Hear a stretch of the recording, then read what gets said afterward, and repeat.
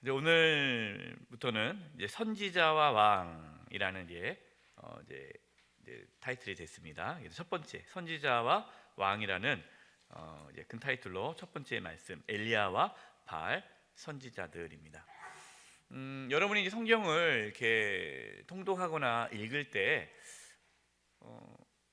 이제 많은 분들이 이제 헷갈려 해요. 뭘 헷갈려 하냐면은 솔로몬 왕이 마지막에 노년에 우상 숭배를 하지 않습니까? 그래서 우상 숭배를 해가지고 그것으로 인해서 하나님의 징계가 임하죠. 그 징계로 원래는 이제 이스라엘은 나라가 하나였는데 북이스라엘하고 남유다로 갈라지게 되죠. 북이스라엘은 여로보암 왕이 다스리게 되고 이제 남쪽에 있는 유다, 남유다는 이제 르호보암 솔로몬의 아들이 이제 왕위를 이어가게 됩니다. 그래서 북이스라엘과 남유다가 이제는 이제 이렇게 서로 이렇게 적대하면서 진행됩니다. 근데 역사를 보면은 또 두 나라가 북이스라엘과 남유다가 또 사이좋게 지낼 때도 있어요.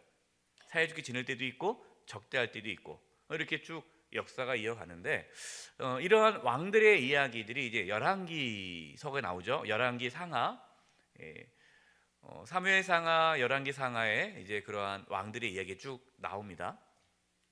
그때 등장하는 사람들이 누구냐면 선지자들이에요. 선지자들. 하나님께서 선지자를 보내죠. 하나님께서 선지자들을 왜 보내죠? 말을 안 들으니까, 하나님의 말씀을 안 들으니까 또 죄를 짓잖아요. 그래서 하나님께서 회개하라고, 하나님 말씀으로 돌아오라고 하나님의 사람들, 선지자들을 보냅니다. 그럼 이제 퀴즈예요. 북이스라엘에 활동했던 선지자, 남유다에서 활동한 선지자 중에 어디가 좀 많이 활동했을까요? 네, 북이스라엘. 그래서 우리가 알고 있는 유명한 선지자들이 있지 않습니까? 다 북이스라엘 출신들이에요. 북이스라엘에서 활동했던 선지자입니다. 대표적인 인물이 엘리야, 엘리사. 아주 정말 대단한 선지자들이죠. 그 엘리야, 엘리사가 다 북이스라엘 지역에 활동했던 선지자고, 그 엘리야, 엘리사가 활동했던 시기가 가장 악한 왕이 있었을 때 활동했습니다. 성경에 북이스라엘의 왕 중에 악한 왕, 아주 나쁜 왕의 대표적인 인물이 누구죠?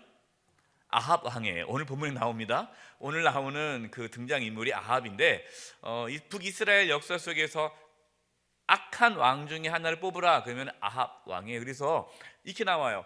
아합 왕의 뒤를 따랐더라. 그러니까 아합 왕이 악의 기준인 거예요. 아합 왕을 따랐다. 그러면 악을 행했다라는 거예요. 그때 가장 위대한 선지자 엘리야가 등장합니다. 하나님께서는 이 엘리야 선지자를 통해서 징계를 내리시죠. 왜냐하면 범죄했으니까. 지난번에 제가 말씀을 드렸어요. 솔로몬이 우상 숭배를 하게 된 결정적인 이유가 뭐라고 말씀을 드렸죠? 여자를 잘못 만나서 이방 여인을 아내로 삼지 말라고 그랬는데 이방 여인을 아내로 삼지 않습니까? 근데 그 이방 여인 아내들이 다 우상을 섬기는 여인들이기 때문에 우상을 갖고 온 거예요. 아합 왕도, 그 아합 왕이, 저는 개인적으로 성경을 묵상하면요, 아합 왕이 아주 악한 왕인데 또 가만히 보면은 아합 왕이 좀 순진해요. 제가 보기에는. 그러면은 진짜 악한 사람은 누구예요? 이세벨, 그 부인이 아주 악한 여자예요. 또 이렇게 얘기하니까 목사님 잠깐만 여자에 대해서 이렇게 안 좋게 말씀하시냐고 하는데 그건 아니고 사실이니까요. 제가 말씀드리고 싶은 건 뭐냐면은 여자를 잘 만나야 된다는 거예요. 네. 중요하다는 겁니다. 남자는 단순해요. 아내가 하자는 대로 따라갑니다. 남자들은요. 그래서 아내를 잘 만나야 돼요. 좋은 엄마를 만나야 되고 좋은 엄마가 돼야 되죠. 그래서 여러분 며느리를 얻을 때 정말 믿음의 좋은 자매를 얻을 수 있도록 기도해야 되고, 여러분이 딸이 있다면 여러분 딸이 정말 믿음의 아내 엄마가 될 수 있도록 여러분 잘 키워야 됩니다. 그게 아내가 그렇게 중요한 거예요. 아합 왕의 아내 이세벨이 우상 숭배를 한 여인이기 때문에 이 이세벨로 인해서 이 아합 왕도 우상을 섬기죠. 특별히 바알과 아세라를 아주 열렬하게 섬깁니다. 왜냐하면 이세벨이 추종자였거든요. 그래서 이세벨은요, 하나님의 선지자들을 다 잡아 죽였어요. 다 죽이고 이제 바알과 아세라 선지자들을 이렇게 전면에 내세웠죠. 하나님께서는 하나님의 심판으로 가뭄을 허락합니다. 가뭄. 비가 오지 않는 거예요. 하나님의 심판이죠. 이제 그때 이 아합이 엘리야로 인해서 지금 이스라엘이 이렇게 고통을 당하고 있다라고 생각을 하고 엘리야를 이제 잡아 죽이려고 혈안이 되어 있습니다. 근데 이제 엘리야가 이제는 딱 맞닥뜨리게 된 거예요. 이제 하나님께서는 더 이상 물러설 수 없기 때문에 엘리야에게 아합 왕을 만나서 이제는 대결해라.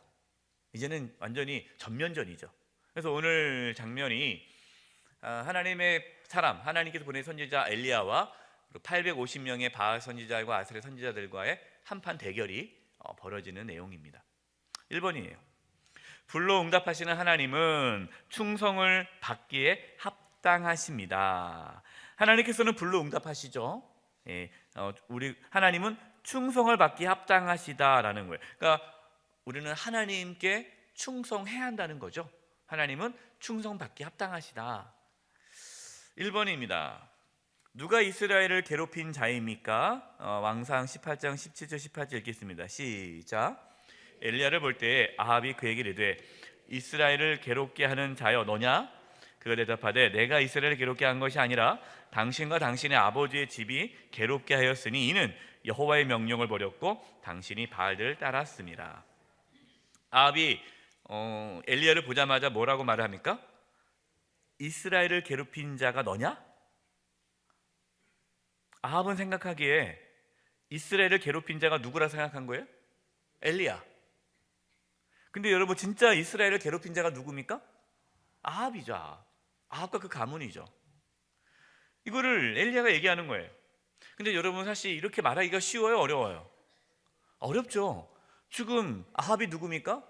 왕이잖아요. 왕 앞에서 당신 때문에 지금 이 민족이 고통당하고 있다고, 고생하고 있다고. 뭐 지금도 그런 위정자 대통령한테 그렇게 얘기하면은 쉽지 않은 상황인데 그 당시에 왕 앞에서 당신 때문에 지금 우리 이 민족이 고통당하고 있는 거 모르냐 이렇게 얘기를 하면 이거는 뭐 역적 아니겠어요? 이거는 뭐 죽는 거죠. 근데 엘리야는 그런 용기가 있어요. 이 용기가 하나님께 주신 용기죠. 담대함이죠. 왕 앞에서도 하나님의 말씀을 선포합니다. 당신 때문에 지금 괴로운 거 아닙니까? 왜냐? 당신이 하나님의 명령을 버렸고 바알을 따랐기 때문입니다. 그것 때문에 지금 하나님의 징계로 이렇게 가뭄이 오는 거 아닙니까? 정확하게 얘기한 거죠. 저는 말씀 묵상하면서요, 이럴 수도 있겠다 생각이 들었어요. 뭐가 이럴 수 있겠냐면요, 자신이 공동체를 힘들게 하면서도 그걸 모를 수도 있겠다. 집안에 아버지가 그 남편이 아주 가정을 힘들게 하면서 그걸 모를 수 있다는 거예요. 회사에서 그 상사가 그 회사를 힘들게 하는데 모를 수 있다는 거예요. 직원들은 다 아는데 사장 때문에 회사가 힘들다는 거 말을 못하고, 사장님 당신 때문이다 하면 쫓겨나니까. 근데 사실은 사장이 이 회사를 힘들게 할 수도 있잖아요. 이렇게 내가 어떤 공동체에 속해 있는데 나로 인해서 공동체가 괴로울 수도 있겠구나, 이런 생각을 갖게 되었습니다. 저와 여러분은 우리가 속해 있는 공동체, 그 공동체를 괴롭히는 자가 되지 않기를 바랍니다. 괴롭히는 자가 되지 않았으면 좋겠어요. 저와 여러분이 가정을 괴롭히지 않기를 바라요. 저와 여러분이 교회를 괴롭히지 않기를 바라요. 그 구역어를, 여전도회를, 남성교회를 괴롭히지 않기를 바라요. 어떤 분은 계속 괴롭혀요. 그분 때문에 너무너무 힘들다는 거예요. 근데 본인은 몰라요. 자기 때문에 다른 사람이 힘들다는 거. 여러분, 돌아봐야 돼요. 혹시 나 때문에 지금 내가 속해 있는 공동체가 힘들지 않을까? 돌아볼 수 있는 지혜가 있기를 바랍니다. 그럼 누가 그 공동체를 힘들게 합니까? 하나님 말씀에 순종하지 않은 자예요. 우리가 하나님 말씀에 순종하지 않고 우리가 우상을 섬기게 되면 나로 인해서 내가 속해 있는 공동체가 힘들어진다는 것입니다. 그래서 우리는 하나님 말씀에 순종해야 돼요. 여러분, 하나님 말씀에 내가 순종하고 안 순종하는 것이 나 개인의 문제만이 아니라 어디까지 영향을 끼친다는 겁니까? 공동체에게도 영향을 끼친다는 거예요. 그래서 나만 문제가만 되면 상관없는데 나 때문에 공동체가 힘들어지기 때문에 우리는 하나님 앞에 바로 서도록 애써야 돼요. 두 번째입니다. 엘리야는 백성들에게 무엇을 요구하였습니까? 이제 이렇게 더 이상의 물러설 수 없어서 이제 엘리야가 백성들에게 강력하게 요구를 하죠. 이것이 열왕기상 18장 21절입니다. 읽겠습니다. 시작. 엘리야가 모든 백성에 가까이 나아가 이르되 너희가 어느 때까지 둘 사이에서 머뭇하려느냐? 여호와가 만일 하나님이면 그를 따르고 바알이 만일 하나님이면 그를 따를지니라 하니 백성이 말 한마디도 대답하지 아니하는지라. 백성들, 지금 이스라엘 백성들은 하나님도 섬기고 또 바알도 섬기고 있는 거예요. 양쪽 다 섬긴 거죠. 그러니까 신앙이 어떤 신앙입니까? 확실한 신앙이 아니라 혼합적인 신앙, 혼합주의예요. 우리 성도님 중에 그런 분도 있어요. 교회 와서 예배도 드리고 또 점집에 가 점도 보고. 그러면서 뭐라고 하냐면 이왕이면 다 좋은 거 아니냐고. 이왕이면 하면서 점도 보고 또 예배도 드리고 이런 분들이 있어요. 하나님도 의지하면서 돈도 의지하고 하나님을 사랑하면서 세상을 사랑하는. 오늘 말씀 보면은 여러분 이것은 신앙이 아니라는 거예요. 이게 둘 사이에서 머뭇하는 것은 그런 하나님을 섬기지 않는 것과 같다라는 겁니다. 그리고 우리의 신앙은 어떤가요? 혹시 양쪽을 다 갖고 있지 않습니까? 이걸 무슨 다리라고 그러죠? 양다리라고 그러죠. 양다리. 한쪽은 세상을 밟고 서 있고 한쪽은 하나님 밟고 서 있고 왔다 갔다. 주일에는 하나님께 왔다가 그 다음부터는 다시 주중에는 세상을 나갔다가 왔다 갔다 하는 분들이 있어요. 여러분, 이것은 확실한 신앙이 아니죠. 오늘 하나님께서 말씀하십니다. 둘 사이에서 어느 때까지 머뭇하려느냐. 하나님이 진짜라면 하나님을 따르고 바알이 인자라면 바알을 따르라. 하나님을 따르든지 세상을 따르든지 둘 중에 하나만 따르라라고 말씀하십니다. 세 번째, 두 주인을 섬길 수 있습니까? 없습니까? 없죠. 마태복음 6장 24절 읽겠습니다. 시작. 한 사람이 두 주인을 섬기지 못할 것이니 혹 이를 미워하고 저를 사랑하거나 혹 이를 중히 여기고 저를 경히 여김이라. 너희가 하나님과 재물을 겸하여 섬기지 못하느니라. 예수님께서 하신 말씀이에요. 두 주인을 섬길 수 없다. 하나님과 재물을 겸하여 섬길 수 없다. 예수님께서 재물이라고 돈이라고 분명하게 말씀을 하셨어요. 그러면 지금 우리가 이제 열왕기상을 보고 있는데 이스라엘 백성들이 왜 바알과 아세라 신을 섬깁니까? 바알과 아세라 신이 무슨 신이에요? 풍요의 신이에요. 풍요의 신. 그러니까 지금 하나님과 재물을 겸하여 섬기는 것 같다는 거예요.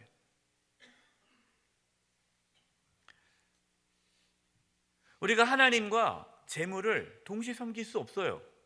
그래서 이분의 신앙이 확실하다 확실하지 않다라는 것을 뭐 보면 알 수 있습니까? 그분이 얼만큼 신앙생활 중에 헌금 생활을 제대로 하느냐가 그분의 신앙의 척도예요.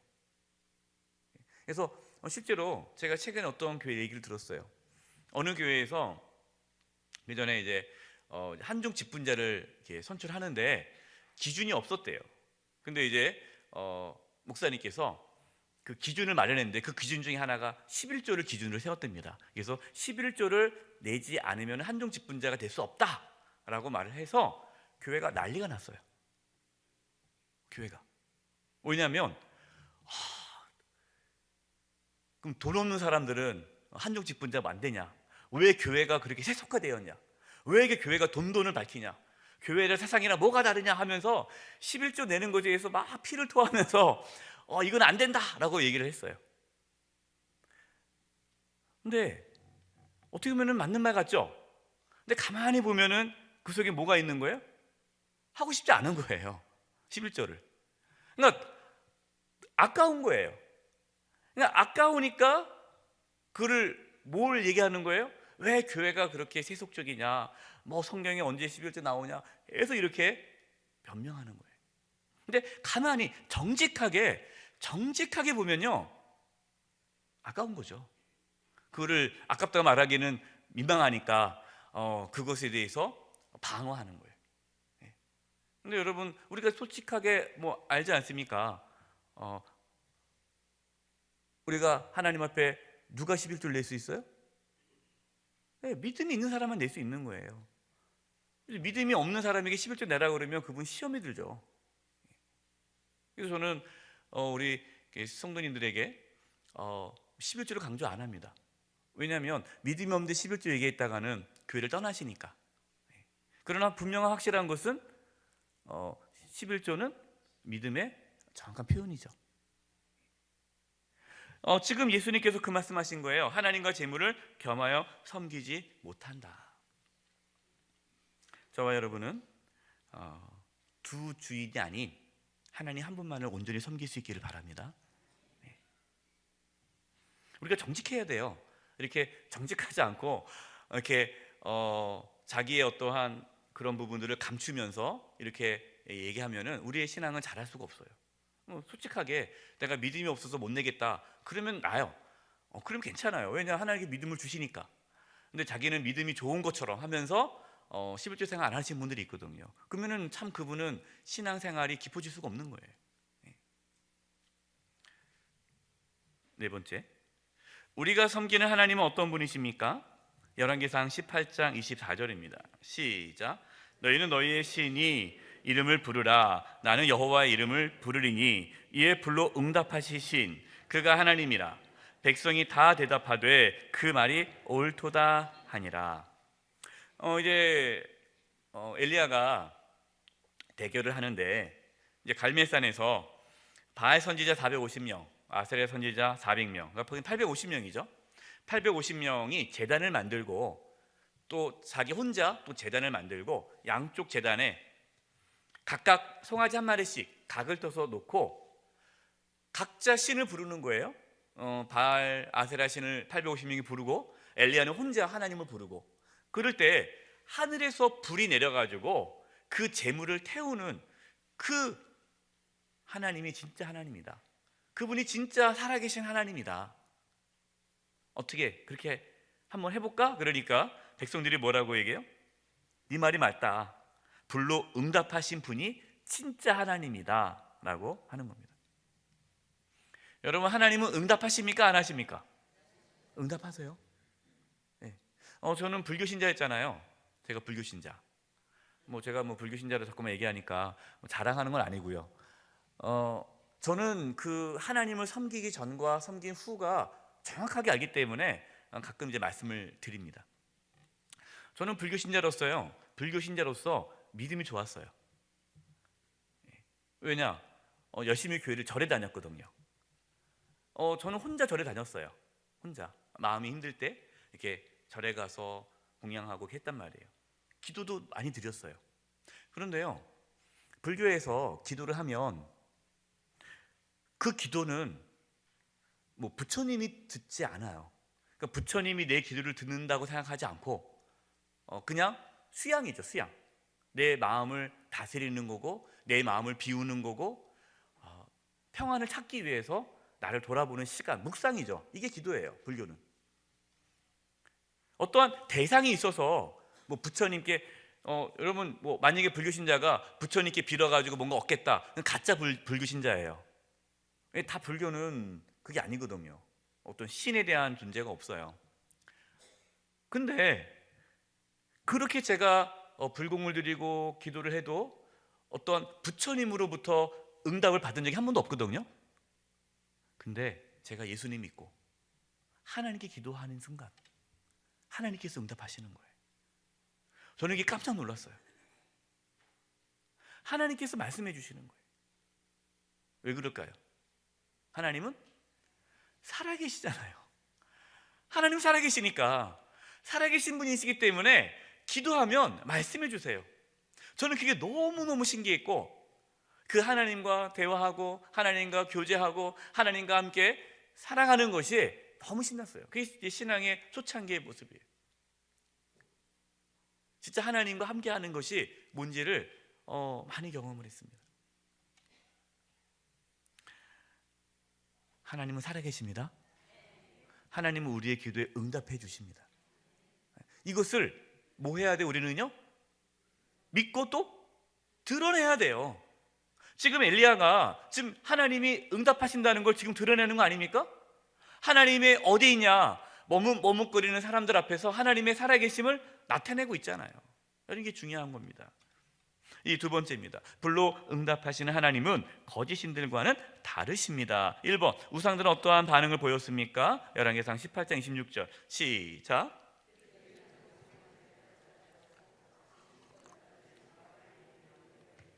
바알이여 우리에게 응답하소서 하나 아무 소리도 없고 아무 응답하는 자도 없으므로 그들이 쌓은 제단 주위에서 뛰놀더라. 당연히 응답이 없겠죠.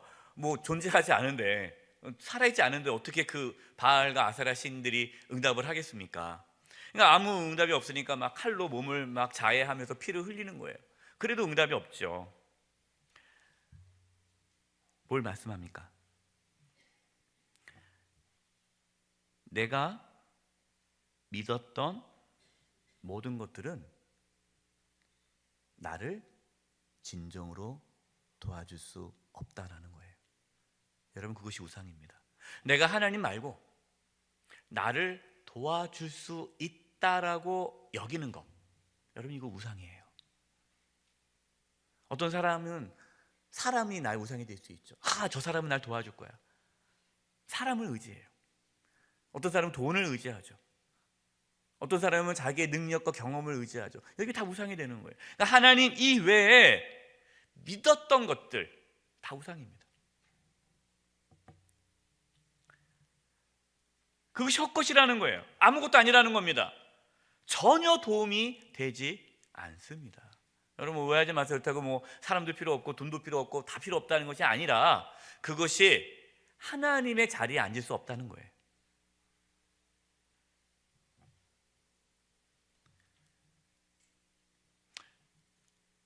내가 막 피를 흘리기까지 해서 아무리 구해도요, 그것이 나를 지켜줄 수는 없어요.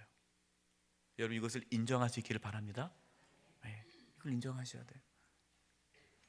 두 번째, 그럼 우리에게 있어서 우상 숭배는 어떤 것들입니까? 골로새 3장 5절입니다. 시작. 그러므로 땅에 있는 지체를 죽이라. 곧 음란과 부정과 사욕과 악한 정욕과 탐심이니 탐심은 우상 숭배니라. 도대체 그럼 우리가 우상 숭배, 우리는 지금 바알과 아세라 신 안 섬기잖아요. 그런데 실제적으로 우리의 삶에 우상 숭배가 있다는 거예요. 그럼 우리에게 있어서 우상 숭배는 뭡니까? 탐심이에요. 욕심, 세상을 탐하는 마음, 이것이 우상 숭배예요. 우상이 세상이잖아요. 예. 그것을 내가 탐하면 우상 숭배가 되는 거예요.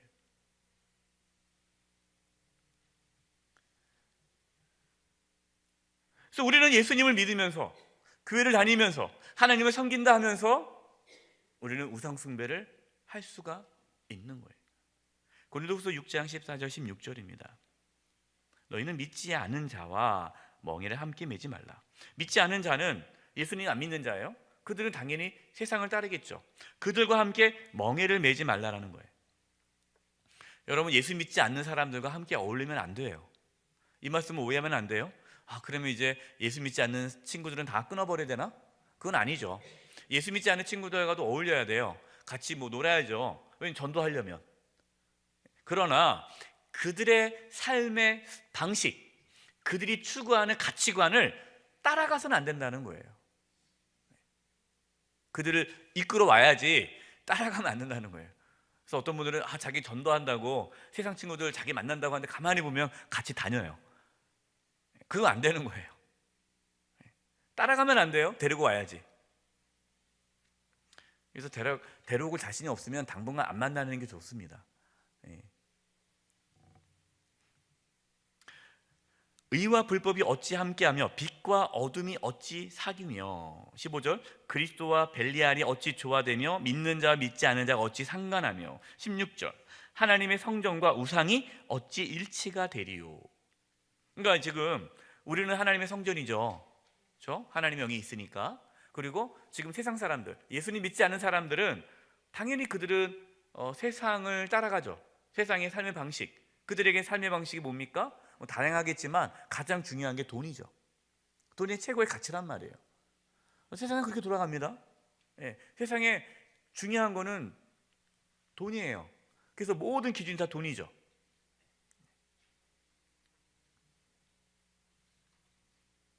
근데 그것이 일치가 안 된다는 겁니다. 우리는 살아계신 하나님의 성전이라 이와 같이 하나님께서 이르시되 내가 그들 가운데 거하며 두루 행하여 나는 그들의 하나님이 되고 그들은 나의 백성이 되리라. 그러면 그럼 우상 숭배가 뭐냐? 오늘 말씀에 근거하면 하나님과 함께하지 않는 삶이 우상 숭배입니다. 여러분 둘 중에 하나예요. 중간은 없어요. 회색 지대는 없어요. 하나님을 섬기든지 세상을 섬기든지 둘 중에 하나입니다. 우리가 하나님을 섬기지 않으면, 우리가 하나님을 따라가지 않으면 우리는 뭘 따라가고 있어요 지금? 세상을 따라갈 수밖에 없어요. 그래서 하나님과 함께하지 않는 삶이 우상 숭배가 되는 거예요. 세상 사람들의 삶의 방식, 그들의 가치관을 따라가는 것이 우상 숭배예요. 이렇게 얘기하시는 분도 있어요. 목사님 너무 이렇게 말씀대로 살라 그렇게 말씀하지 마세요. 그렇게 말씀대로 살면요 세상 못 삽니다. 어느 정도 타협도 하고 어느 정도 세상 사람들 같이 어울리고 살아야지 너무 그렇게 고리타분하게 하지 마세요. 물론 맞는 말이겠죠. 그러나 여러분 이게 우상 숭배예요.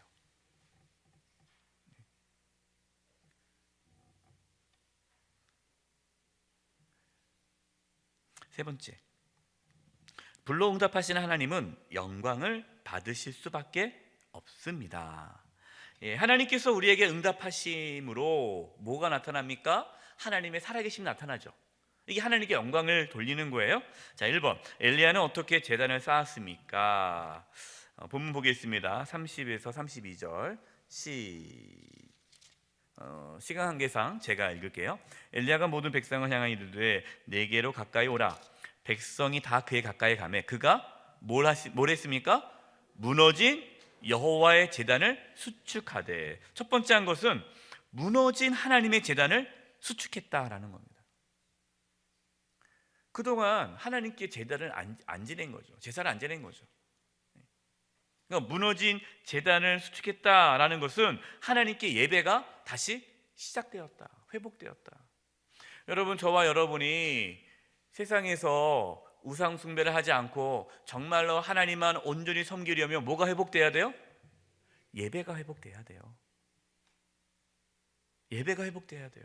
우리가 예배가 회복되지 않으면요 우리는요 세상을 따라갈 수밖에 없어요. 예배 회복되라는 것이 단순히 예배에만 참석하라는 것이 아니라 그 예배 가운데 하나님의 임재를 경험해야 돼요. 그 다음에 뭐 합니까? 31절 야곱의 아들들의 지파의 수요를 따라 엘리야가 돌 12개를 취하여 이 야곱은 옛적에 여호와의 말씀에 임하여 이르시기를 내 이름 이스라엘이라 하리라 하신 자더라. 12개 돌을 취했어요. 12개 돌. 12개는 다 이스라엘 12지파를 상징하죠. 그 다음에 32절 그가 무엇을 의지하여? 여호와의 이름을 의지하여 그 돌로 제단을 쌓고 제단을 돌아가며 곡식종자 두에 쌀을 둘 만한 도랑을 만들고. 여러분 지금 한번 상상해 보세요. 지금 12돌을 가지고 제단을 만들었어요. 그 제단이 화려할까요? 초라할까요? 초라하죠.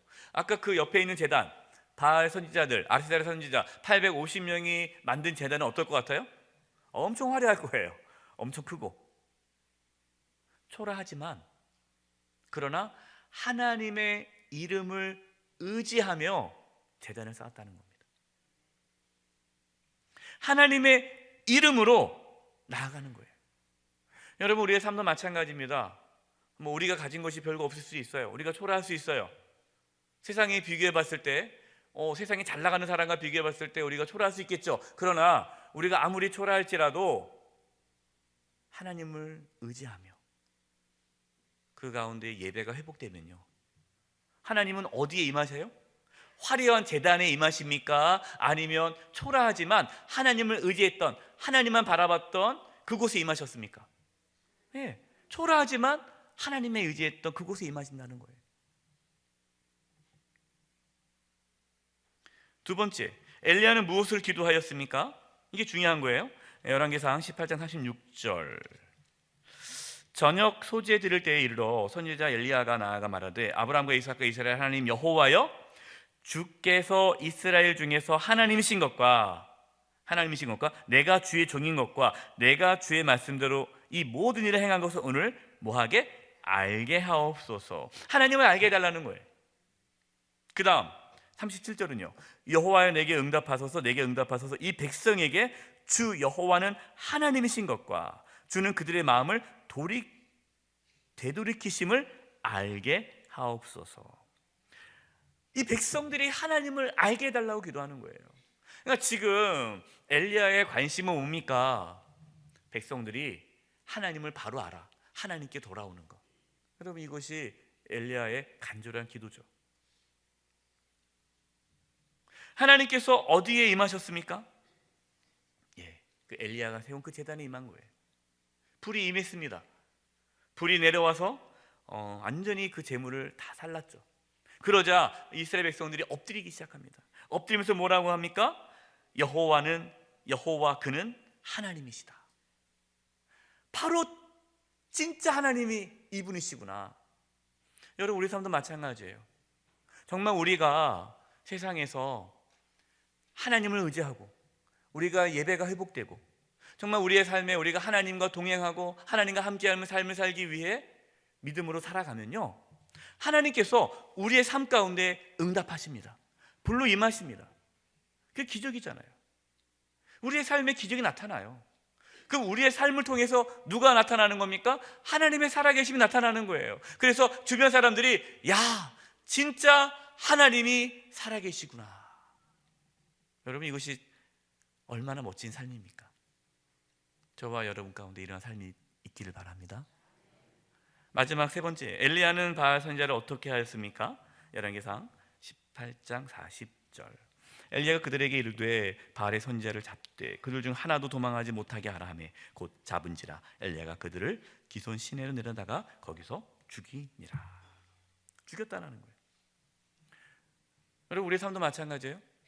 우리도 세상에 살고 있기 때문에요, 끊임없이 뭐가 올라옵니까? 탐심이 올라와요. 끊임없이 우리에게 우상 숭배가 올라와요. 세상을 따라가게 돼 있어요. 예외 없습니다. 그럼 우리는 어떻게 해야 돼요? 날마다 자기를 쳐서 복종해야 돼요. 이게 죽이는 거예요. 이게 보니까 40절에 보니까 우상숭배 다 죽였다 해가지고 여러분 지금 가가지고 절을 부시고 스님에게 해코지하고 무당을 잡고 그런 얘기 아니에요. 내 안에 우상숭배가 있다는 거예요. 내 안에. 그래서 우리는 날마다 나를 쳐야 돼요. 날마다 내가 죽고 예수로 사는 것, 이것이 오늘 본문에 나와 있는 이 갈매살 전투예요. 즉 갈매살이 어디 있습니까? 내 안에 있어요. 내 안에. 내 마음이 갈매살이에요. 우리는 싸워서 이겨야 돼요. 날마다 하나님을 부르짖고 하나님을 찾고 예배가 회복되고 우리 안에 끊임없이 올라오는 그 우상 숭배를, 탐심을 십자가의 능력으로 이기고 하나님을 바라볼 때 우리의 삶에 놀라운 역사가 나타나게 될 것입니다. 이 은혜가 있기를 간절히 축원드립니다. 기도하겠습니다. 하나님 아버지, 저희들 마음에 끊임없이 세상의 욕망이 올라옵니다. 탐심이 있습니다. 하나님, 저희들 예수님을 믿으면서 하나님을 섬기면서 우상 숭배하지 아니하도록 저희들의 마음을 지켜주시고 날마다 우리 자신을 쳐서 복종하며 주님 따라갈 수 있는 저희들 되게 도와 주시옵소서. 그래서 저희들의 삶에 하나님의 살아계심이 나타나기를 원합니다. 예수님의 이름으로 기도드립니다. 아멘.